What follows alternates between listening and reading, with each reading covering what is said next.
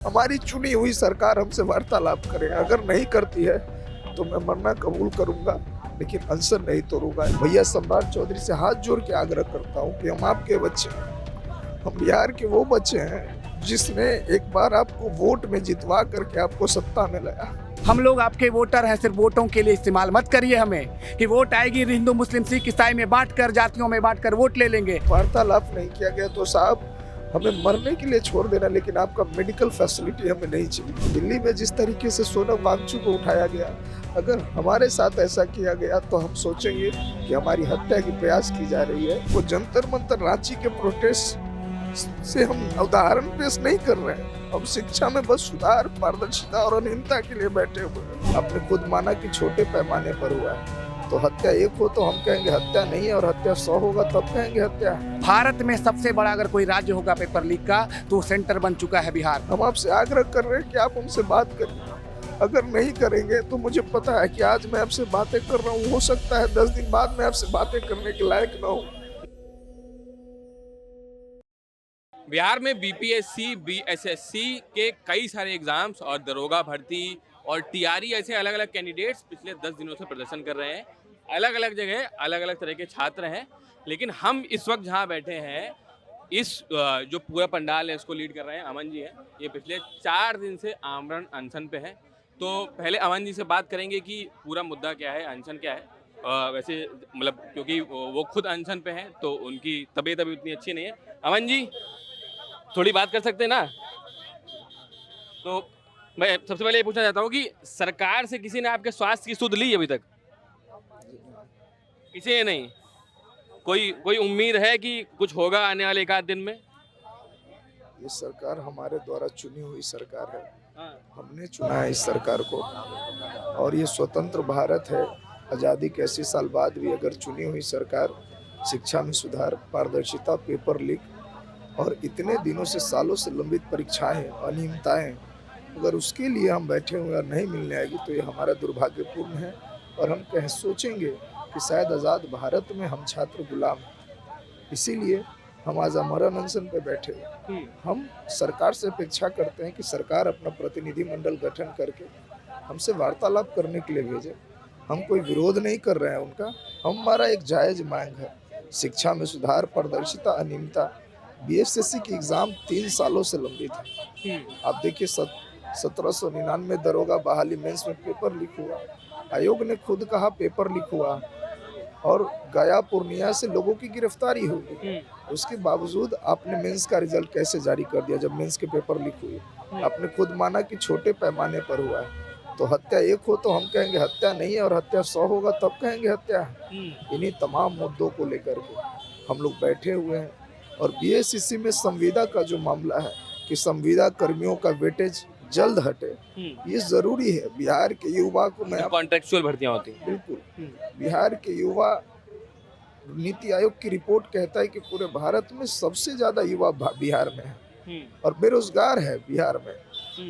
मैं सिर्फ इतना कहता हूँ, जिनके घर में पहले से रोटी जा रही है उनको आप और रोटी दे रहे हो, जो भूखे हैं उन्हें और भूखे मारने की कोशिश कर रहे हो। और पैसों के बदौलत कॉन्ट्रेक्चुअल भर्ती में जो लड़के कॉन्ट्रैक्ट पे बहाली है, वो पैसे की बदौलत आप चाहते हो, और मिला फाउंडेशन एवं विभिन्न फाउंडेशन के माध्यम से उनको परमानेंट करने की। तो इस धोखाधड़ी के लिए हम लोग लड़ रहे हैं और लड़ेंगे।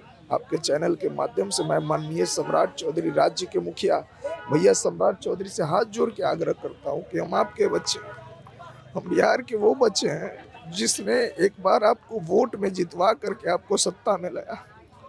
हम बस इतना कह रहे हैं कि आपको जंतर मंतर रांची के प्रोटेस्ट से हम उदाहरण पेश नहीं कर रहे हैं, हम शिक्षा में बस सुधार, पारदर्शिता और अनियमितता के लिए बैठे हुए हैं।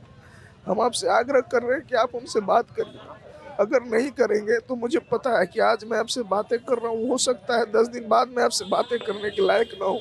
नहीं, ऐसा नहीं होगा। सरकार भी सुनेगी। मतलब मैं अगर आया हूँ और यहाँ कई सारे मीडिया चैनल्स हैं, वो सब सुनेंगे। तो मेरा शरीर एक समय के बाद साथ छोड़ेगा, तो मैं माननीय सम्राट चौधरी से कहता हूँ, अगर मेरी इन 15 सूत्री मांगों पर अगर विचार नहीं किया गया, कुछ मांगों पर कोई समझौता नहीं होगा, अगर इन पर विचार नहीं किया गया, वार्तालाप नहीं किया गया, तो साहब हमें मरने के लिए छोड़ देना, लेकिन आपका मेडिकल फैसिलिटी हमें नहीं चाहिए। मैंने आज 4 दिन से अन्न जल ग्रहण सिर्फ इसलिए नहीं किया है कि मैं मानता हूँ महात्मा गांधी के देश में महात्मा गांधी के द्वारा बताए गए मार्गों पर अंग्रेजी शासन में जो सबसे बड़ा महात्मा गांधी का हथियार रहा, वो अपनाने का जरूरत इसीलिए पड़ा कि शायद जल्द हमारी चुनी हुई सरकार हमसे वार्तालाप करे। अगर नहीं करती है तो मैं मरना कबूल करूंगा, लेकिन अनशन नहीं तोड़ूंगा। इसके साथ एक बात और, आप दिल्ली से आते हैं, दिल्ली में जिस तरीके से सोनम वांगचुक को उठाया गया, अगर हमारे साथ ऐसा किया गया तो हम सोचेंगे कि हमारी हत्या की प्रयास की जा रही है। संविधान में दैहिक स्वतंत्रता है। अगर आप हमारे साथ मांग नहीं मान सकते, जो हमारा उचित मांग है विद्यार्थियों के लिए, इन लोगों ने सिर्फ टीआरई करके तमाम मुद्दों को खत्म करने की कोशिश की है। हमारा मांग सिर्फ टीआरई नहीं है, हमारा मांग ये 15 मांग है। अगर इस पर विचार नहीं किया गया तो ये अनवरत चलता रहेगा हमारा अनशन। मैं बाकी लोगों से बात करता हूँ। तो आप ये बताइए 15 मांगे जो हैं वो मेजर क्या हैं?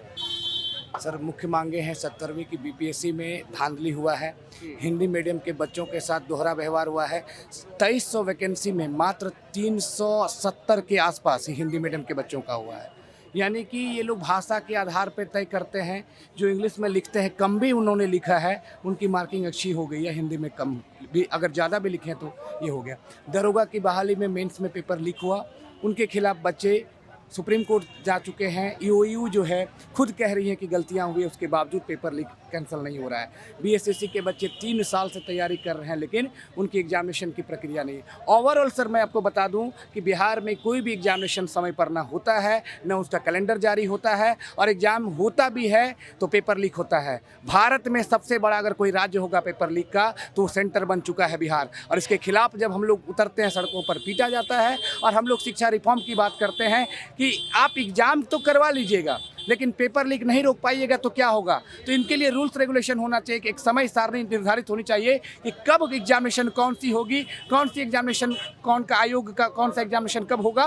कैलेंडर जारी करिए और कैलेंडर को सख्ती से पालन करिए, और उसके बावजूद अगर पेपर लीक होता है तो उनकी जवाबदेही तय होनी चाहिए। और शिक्षा मंत्री जी अपनी जवाबदेही तय करके रखें कि अगर पेपर लीक होता है तो उनको इस्तीफा देना चाहिए, क्योंकि अगर इस्तीफा नहीं देंगे तो क्या होगा। क्योंकि कोई भी आयोग में बैठे हुए चेयरमैन पेपर लीक हो जाता है सर, उसको फर्क नहीं पड़ता है, और बाद में अलग अलग माध्यमों से हमें पता चलता है पेपर लीक हो जाता है। बच्चे पढ़ने वाले हैं, बिहार के बच्चे शिक्षा में ऐसे निचली पायदान पे हम लोग को रखा हुआ है, और न यहाँ रोजगार है, न रोटी है, न कोई चीज़ है, और लोग यहाँ से पलायन कर रहे हैं। पढ़ लिख कर ग्रेजुएट होकर लोग जाकर बाहर में सर लोहा फैक्ट्री में काम करना पड़ता है, और इन व्यवस्थाओं से जब हम लोग लड़ते हैं तो हमें सड़कों पर घसीटा जाता है, पीटा जाता है, FIR और लास्ट में जेल में डाला जाता है। अब AK-47 उठा लिए हैं तो बहुत बुरा लगता है कि हमारे साथी आज आमरण अनशन पर बैठे हुए हैं।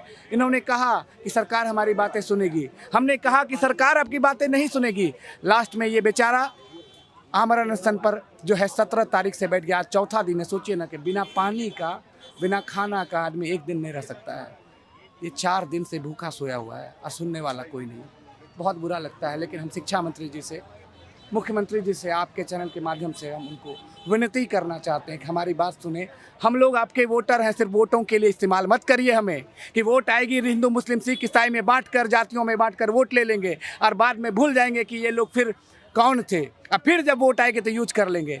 हम लोग समझते हैं इन चीज़ों को सर, लेकिन आप भी हमारे चीज़ों को समझिए। हम लोग किस चीज़ के लिए लड़ रहे हैं। अगर लगता है ये जायज़ मांगे नहीं हैं तो आप हमें कोड़ा से पीट लीजिएगा, लेकिन आकर जरूर मिलिए हम। आपने हिंदू मुस्लिम की बात करी, दिल्ली में जंतर मंतर पर प्रोटेस्ट हुआ, उसको क्योंकि सेंटर पे बीजेपी की सरकार है तो उसको फॉरेन फंडेड बता दिया गया।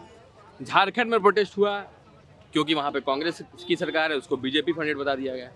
तो क्या यहाँ का भी कुछ फंडेड है क्या, क्योंकि यहाँ तो बीजेपी की सरकार है? सर यहाँ कुछ कोई फंडेड नहीं है, हम लोग तो किसी तरह से खा रहे हैं। यहाँ अगर आप शाम में रहेंगे तो आप देखेंगे कि किस प्रकार से हम लोग एक वक्त खा रहे हैं। ये पूरे वक्त नहीं खा रहे, हम लोग एक वक्त खा रहे हैं। किसी तरह से हम लोग चल रहे हैं।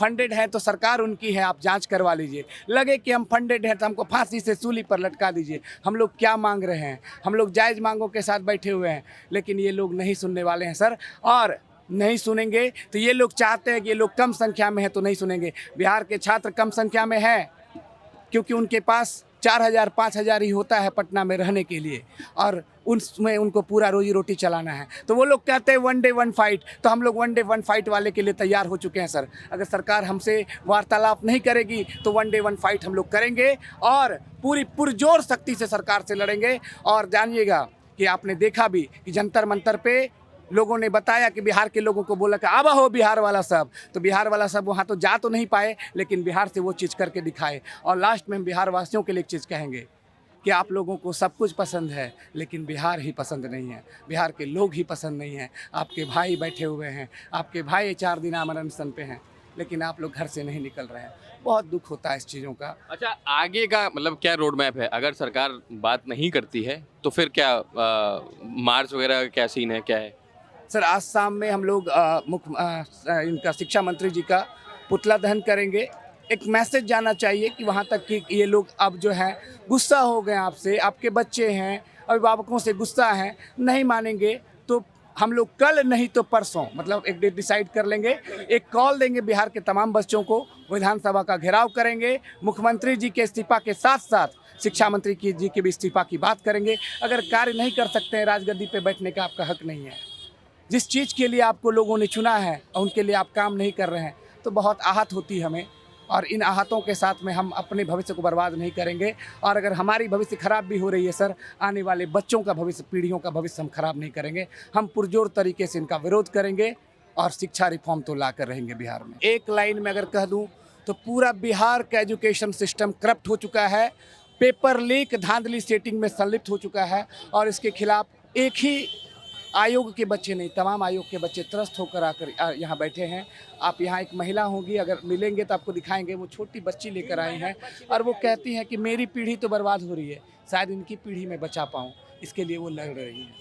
तो हाँ भाई, एक मिनट सर, हम सरकार से ना तो सांसद का टिकट मांग रहे हैं सर, ना ही विधायक का टिकट मांग रहे हैं। मेरा सिर्फ यही मांग है कि बिहार का शिक्षा व्यवस्था में सुधार लाया जाए, क्योंकि अगर कोई भी आयोग बहाली निकालती है तो ये आयोग का नैतिक जिम्मेदारी बनता है कि जो है एग्ज़ाम समय पर ले। ऐसा नहीं कि फॉर्म भरा दिया जाए और 4 साल 5 साल छात्र इंतजार करें कि अब मेरा एग्ज़ाम डेट जारी किया जाएगा। सर बिहार में क्या है सर, आपको बहाली निकलवाने के लिए भी आंदोलन करना पड़ेगा, एग्ज़ाम डेट जारी करवाने के लिए भी जो है आंदोलन करना पड़ेगा। अगर एग्ज़ाम डेट जारी हो जाता है, परीक्षा सर होगा तो पेपर लीक हो जाता है। जब हम लोग पेपर लीक के खिलाफ आवाज़ उठाते हैं तो जेल भेजा जाता है FIR। क्या सर हम आतंकवादी हैं? हम किसी पॉलिटिकल पार्टी से नहीं, भले ही छात्र नेता है, छात्रों की आवाज़ उठाते हैं। तो हम मिथिलेश तिवारी जो बिहार के शिक्षा मंत्री जी हैं, उनसे आग्रह करते हैं कि सर आइए हम लोग से संवाद कर लीजिए। हम लोग जो है धरना प्रदर्शन समाप्त करने के लिए तैयार हैं। अगर आप नहीं सुनिएगा सर, तो जिस तरीके से दिल्ली के जंतर मंतर में छात्रों का एक बहुत बड़ा हुजूम देखने के लिए मिला, झारखंड के रांची में छात्रों का एक बहुत बड़ा हुजूम देखने के लिए मिला, सरकार ने बात मानी, लेकिन फजीहत होने के बाद। तो हम बिहार सरकार से यही अपील करते हैं कि सर फजीहत होने से पहले हमारी बातों को सुन लीजिए, क्योंकि आपको जो हम लोग वोट दे करके सत्ता में लाए हैं, आपका हम फजीहत करना नहीं चाहते हैं, लेकिन आप मजबूर कीजिएगा तो CM आवास का घेराव करेंगे। तो मतलब कुल मिला के बात ये है कि फजीहत नहीं करवाना चाहते हैं। यहाँ पे जो लोग हैं वो छात्र हैं और वो सरकार से यही आग्रह कर रहे हैं कि जो उनकी डिमांड्स हैं, उनकी मांगे हैं, वो मानी जाएं और जल्द से जल्द मांगी जाएं, जिससे कि वो देरी ना हो, जैसा कि जंतर मंतर पर या झारखंड में हुआ। अगर सरकार इनसे बात करेगी तो ये लोग यहाँ से उठ जाएंगे और सारी मांगें अगर मानी जाएंगी तो ये धरना प्रदर्शन भी खत्म होगा। आपका इस पूरे मुद्दे पर अभी क्या सोचना है, आप कमेंट करके बताइएगा। हम फिलहाल यहाँ पे गर्दनी बाग में मौजूद हैं, जो भी अपडेट्स होंगे वो आप तक लाते रहेंगे। धन्यवाद।